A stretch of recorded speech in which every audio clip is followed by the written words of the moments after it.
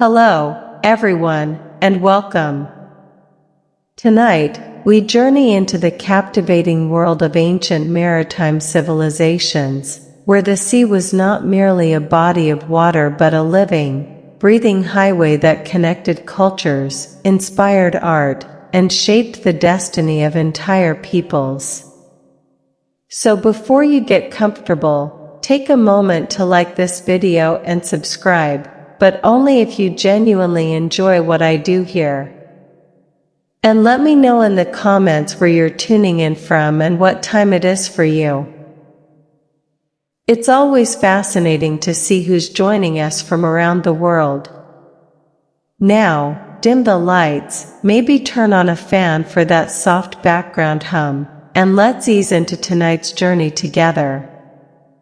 Imagine waking up on the island of Crete, thousands of years before the rise of classical Greece, when the Mediterranean world was still young and full of mystery. The sun rises over the brilliant blue water, casting golden light across rocky hillsides and fertile valleys. The air smells of salt, wild herbs, and the distant promise of adventure. You step outside your home and look toward the harbor, where sleek ships bob gently at anchor, their sails furled, their crews preparing for voyages that will carry them across hundreds of miles of open sea.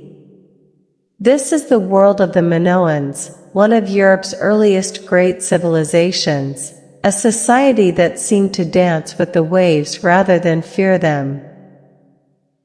Now, naturally, you might wonder what life was like in this ancient maritime world.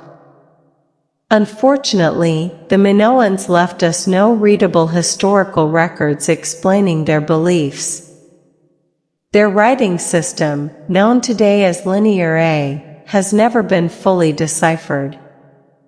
We can admire their artwork, excavate their cities, and study their objects, but the people themselves remain frustratingly silent.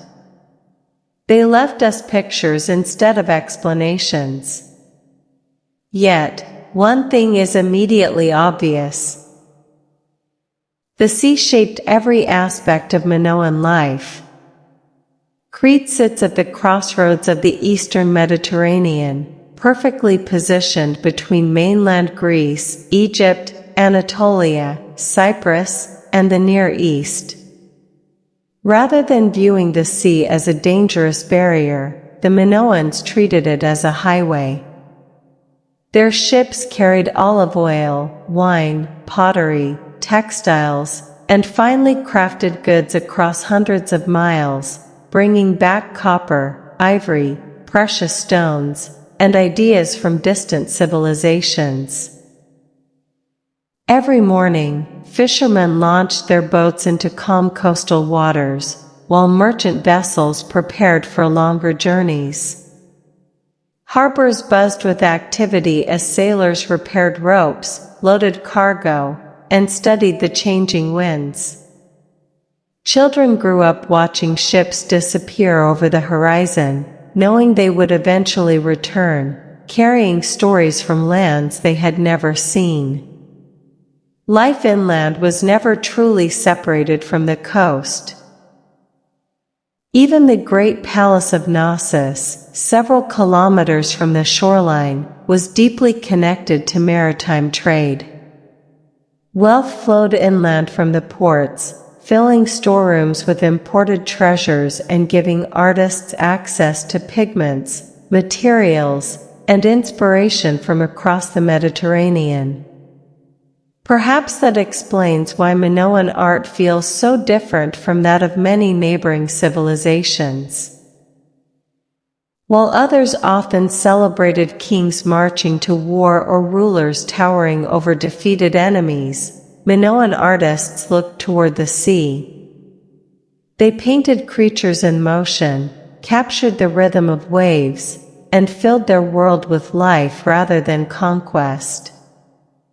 And no creature embodied that living, flowing world more perfectly than the octopus, whose graceful tentacles would become the unmistakable signature of an entire civilization. Once archaeologists began uncovering the buried palaces and towns of ancient Crete, they noticed something impossible to ignore. The octopus was everywhere. It appeared on elegant wine jugs, storage jars, pouring vessels, drinking cups, and delicate flasks no larger than a modern coffee mug. It stretched across pottery with such confidence that its tentacles often reached from one side of the vessel to the other, wrapping around curved surfaces, as though the animal itself had decided to explore the clay. This artistic style became so distinctive that archaeologists eventually gave it a name, the marine style. It flourished during the late Minoan period, around the 16th and 15th centuries before Christ, and remains one of the greatest achievements of Bronze Age art. Unlike earlier pottery, which relied heavily on repeating geometric patterns and orderly designs, marine-style pottery seemed alive. Every creature appeared to swim, twist, drift, or float naturally across the surface. What made these designs so remarkable was their realism. The artists clearly understood how octopuses actually moved beneath the sea. Rather than drawing stiff, symmetrical animals, they painted bodies that curved naturally, while tentacles stretched independently in every direction. Some curled around handles, others disappeared behind the vessel before emerging again on the opposite side. The shape of the pot itself became part of the artwork, allowing the octopus to embrace the object almost like a living creature.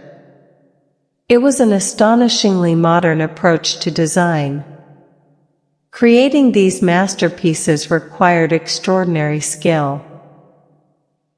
First, potters carefully shaped the clay using fast spinning wheels, producing remarkably thin and balanced vessels.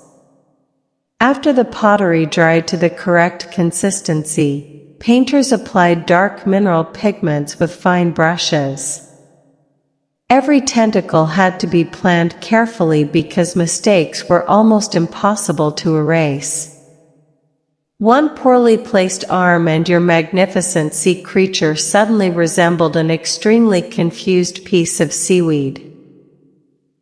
Fortunately for history, most Minoan artists seem to have avoided that problem. The octopus rarely appeared alone.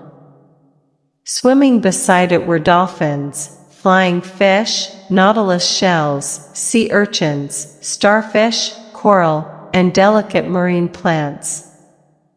Empty spaces were filled with curling seaweed or graceful spirals, creating compositions that never felt crowded despite their complexity.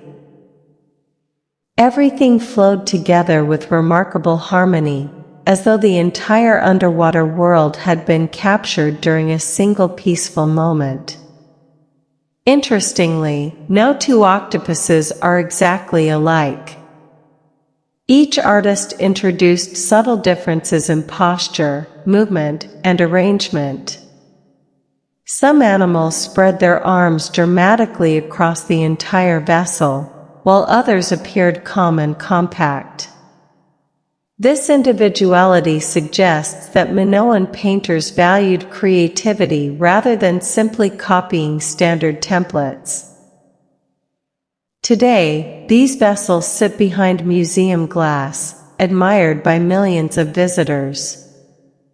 Yet, it is easy to forget that they were once ordinary household objects used to pour wine, store oil, or serve food. The Minoans transformed everyday pottery into moving works of art, proving that even an ordinary storage jar could become a celebration of the sea. The octopus did not remain confined to pottery. Step inside a Minoan palace and you quickly discover that the sea had climbed the walls as well. The greatest example is the Palace of Knossos, the largest and most famous center of Minoan civilization. Although earthquakes, fires, and thousands of years have reduced much of it to ruins, enough survives to reveal an extraordinary world of color. Walking through its halls would not have felt like entering a dark stone fortress. Instead, it was more like stepping into an enormous work of art. Nearly every important room was decorated. Walls burst with reds, blues, whites, blacks, and yellows. Dolphins leaped across plaster surfaces. Fish darted between strands of seaweed. Shells, lilies, monkeys, birds, and mythical creatures appeared alongside human figures dressed in elegant clothing. The entire palace seemed alive with movement.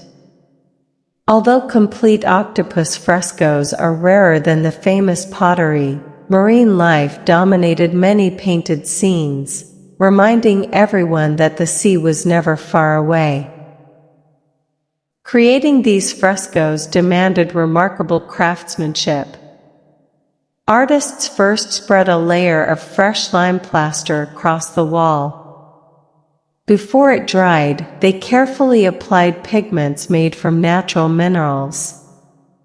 Red came from iron oxide, black from charcoal or manganese, white from lime, while brilliant blue, one of the most striking colors in Minoan art, was produced using a rare synthetic pigment known today as Egyptian blue.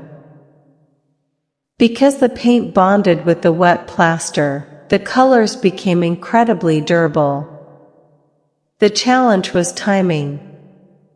Once the plaster began to dry, there was no opportunity to pause and continue tomorrow. Painters had to work confidently and quickly, completing each section before the wall hardened. One misjudged brush stroke could mean scraping away the plaster and beginning the entire area again. Ancient deadlines were apparently just as unforgiving as modern ones. The style itself feels surprisingly fresh.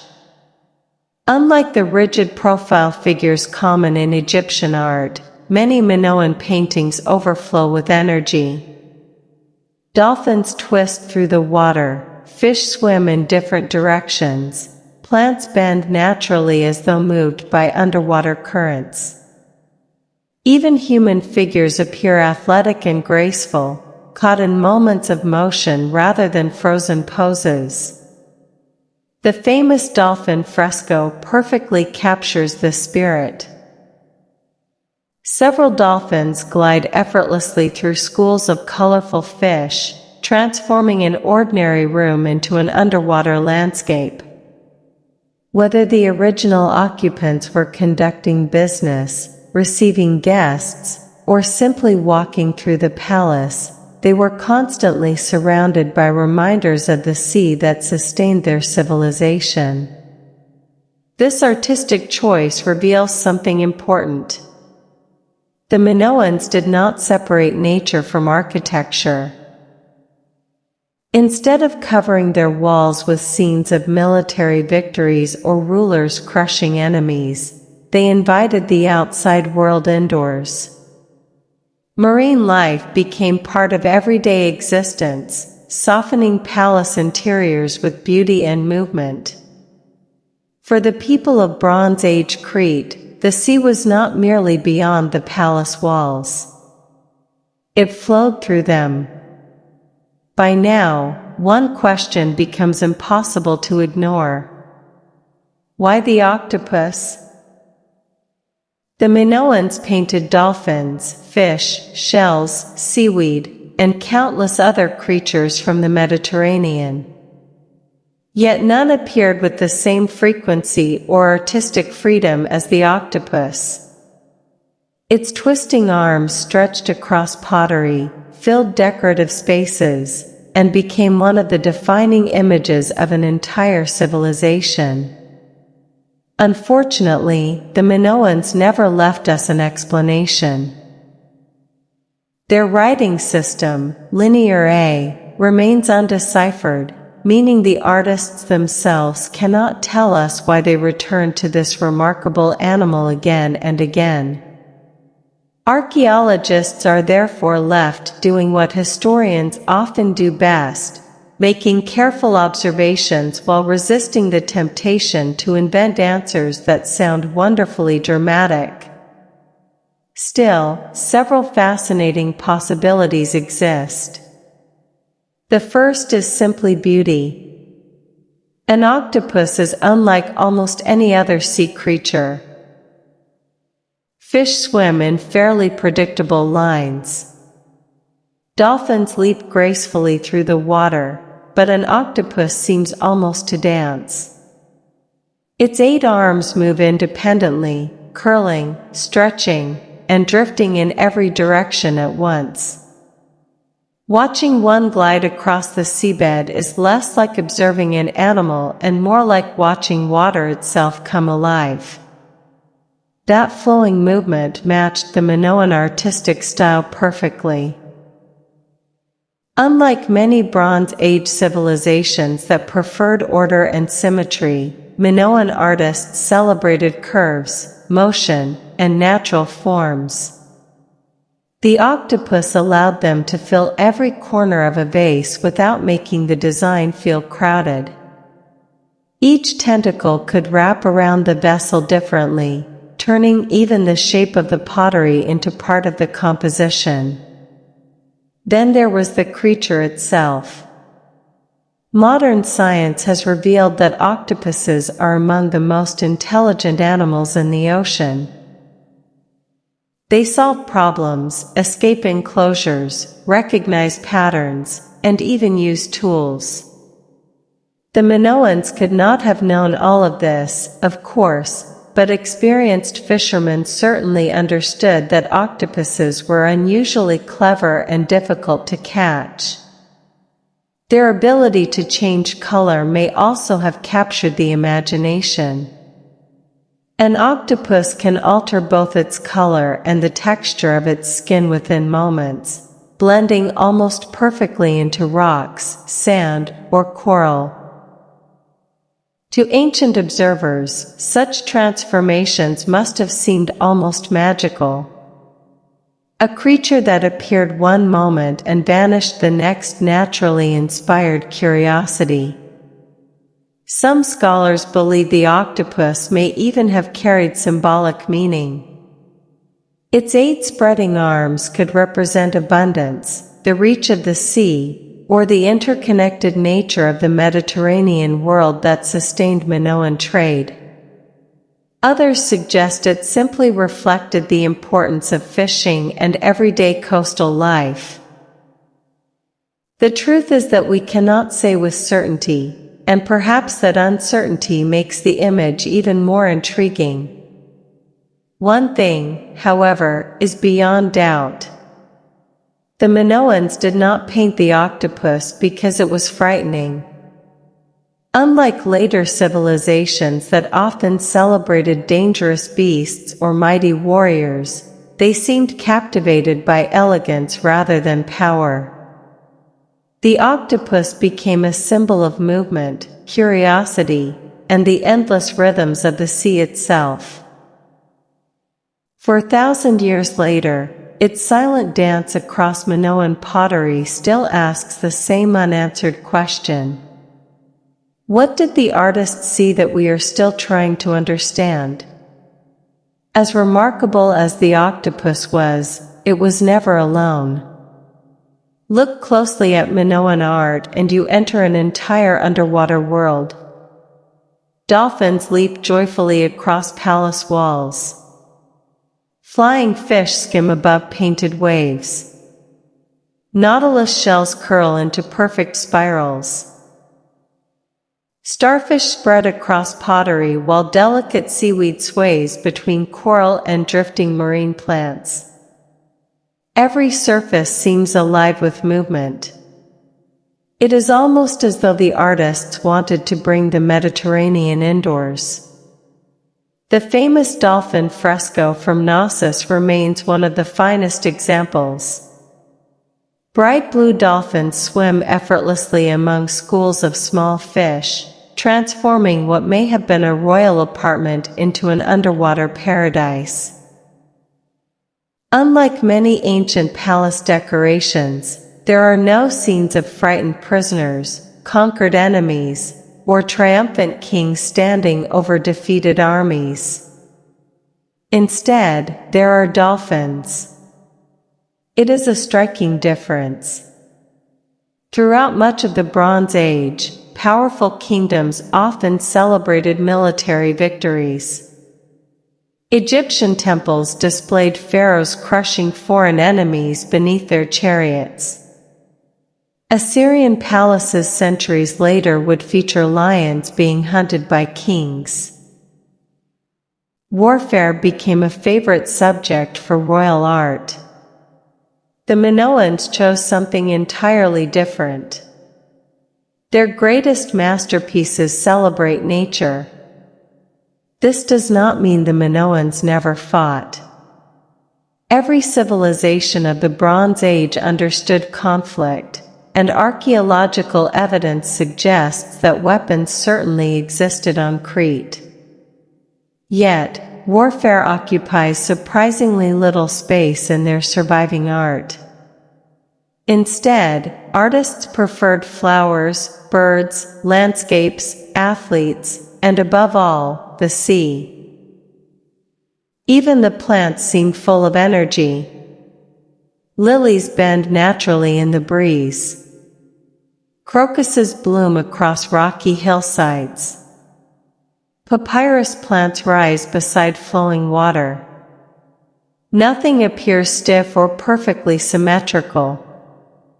Every leaf and flower feels as though it has been observed directly from nature rather than copied from an artistic rulebook. The same natural rhythm appears in their depictions of animals. Birds stretch their wings in flight.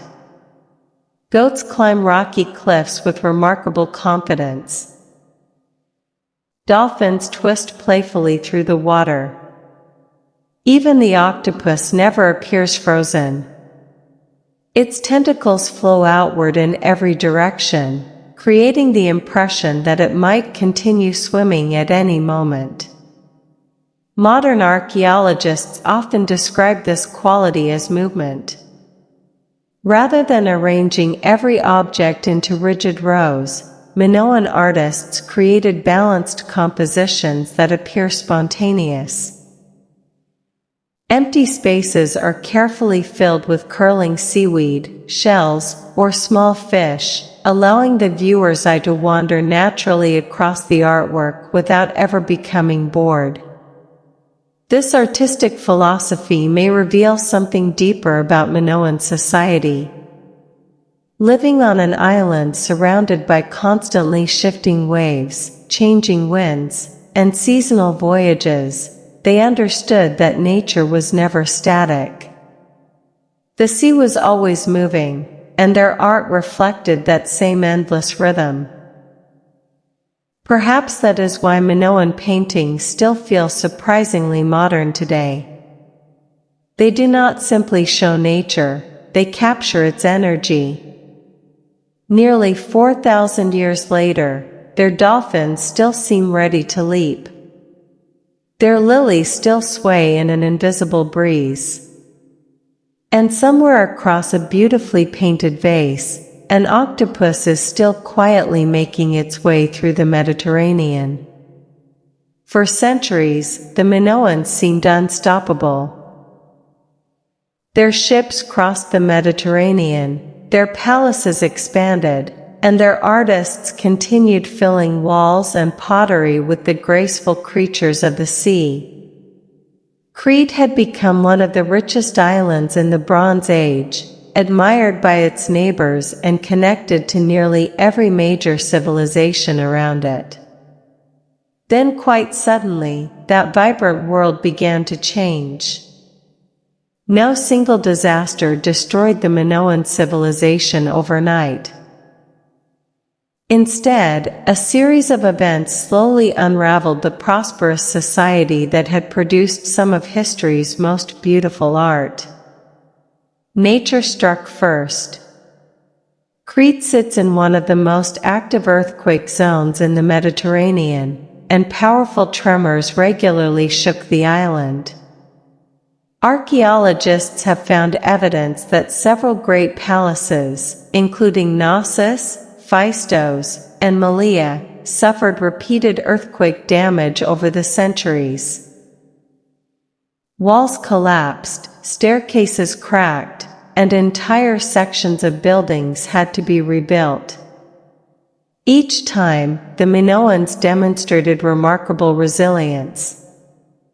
They cleared the rubble, repaired the damage, and continued building. But earthquakes were not the only danger. Around the middle of the second millennium before Christ, something far more dramatic occurred. The volcanic island of Thera, located approximately 100 kilometers north of Crete, erupted with a force that dwarfs any modern volcanic event. The explosion was so powerful that much of the island vanished beneath the sea, leaving behind a massive caldera that still bears witness to the catastrophe. Tsunamis generated by the eruption raced across the Aegean Sea, reaching the northern coast of Crete with devastating force. Coastal settlements were swept away. Ships were destroyed. Fields were flooded with salt water, ruining them for years. The damage was catastrophic, and the consequences were felt for generations. Even the Great Palace of Knossos, located several kilometers inland, may have suffered damage from the resulting ashfall and earthquakes. The Minoan fleet, once the pride of the Mediterranean, was severely weakened. Trade routes were disrupted, and the island's prosperity began to decline. Yet still, the Minoans persisted. They rebuilt their cities, re-established their trade networks, and continued creating art. But their world had changed. The confidence that had once allowed them to dominate the seas was replaced by a more cautious existence. Other civilizations, particularly the Mycenaeans from mainland Greece, began to fill the power vacuum. By the late 15th century before Christ, Mycenaean influence had spread across Crete. The great palaces, including Knossos, were eventually destroyed by fire, and the Minoan civilization as an independent power faded into history. Today, when we look at a Minoan octopus vase or a dolphin fresco, we are seeing more than just ancient art. We are glimpsing a world that was once full of life, color, and boundless confidence. The Minoans understood something that we sometimes forget. The sea is not merely a physical presence, it is a source of inspiration, connection, and wonder. Their artists captured that spirit better than almost anyone before or since. Every tentacle, every wave, every leaping dolphin represents a civilization that looked at the natural world not with fear, but with admiration. They invited the sea into their homes, painted it on their walls, and wrapped it around their pottery. Even now, thousands of years after the last Minoan ship sailed, the octopus still dances across ancient clay, swimming through history with timeless grace. As you take one final look across the ancient Mediterranean, the palaces, harbors, workshops, and quiet coastlines begin to fade into history. What remains is a remarkably familiar picture. People caring for loved ones, artists doing their best with the materials available, sailors hoping tomorrow's voyage would be safe, and ordinary men and women searching just as we still do for a life filled with meaning and beauty. History often reminds us that humanity changes far less than we like to believe. Our ships have become more sophisticated, our understanding of the ocean has grown immeasurably deeper, and our art is thankfully more varied than a collection of painted pottery. But the questions remain the same. How do we connect with the world around us? How do we celebrate beauty? And perhaps most importantly, how do we honor the natural world that sustains us? Those are questions the Minoans asked every bit as earnestly as we do today. And in many ways, we're still searching for the same answers. Thank you for joining me on this journey through the ancient maritime world. If you enjoyed this exploration of Minoan art and civilization, please consider subscribing for more journeys into the fascinating corners of history. And as always, I'd love to hear your thoughts in the comments below. Where are you tuning in from, and what time is it for you? It's always wonderful to see who's joining us from around the world. Until next time, keep exploring, keep wondering, and never stop looking for beauty in the world around you. Good night, everyone.